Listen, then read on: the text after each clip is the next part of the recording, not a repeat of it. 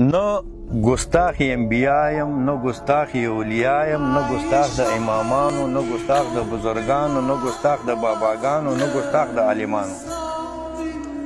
خو نه ښکلوم د کبر کاڼي، نه جنډې ځان پورې مږم، نه جنډو پورې ځان مږم، نه قبرونو ته سجدې کوم، نه په شرک کې مبتلا یم، موتی د پیغمبر یم او بنده د لوی الله یم. چې دا څومره امامان دي، چې دا څومره عالمان دي، چې دا څومره بزرګان دي، ټول په ټوله په مونږ ګران دي. دین یې مونږ ته رسولې، دا زمونږ رهبران دي او ټول په ټوله په ما ګران دي.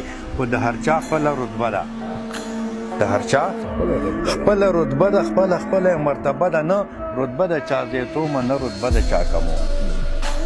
درمان صاحب، نه رتبه د چا زیاتومه، نه رتبه د چا کمومه. صرف دومره ځان پویومه، فرض که نوی مسلمان شم، مشرفه په ایمان شم، کلمه مې رب نصیب کا، لا اله الا الله محمد رسول الله صلی الله علیه و آله وسلم. او گواهی مې داسې ورکه محمد د رب رسول دی، محمد د رب بنده دی، محمد د رب نیازبین دی، دوست د رب العالمین دی، پیدایش کې اولین دی، نبوت کې اخیرین دی، هم جمیل دی، هم حسین دی، هم صادق دی، هم امین دی. او دا زمون پوره یقین دی.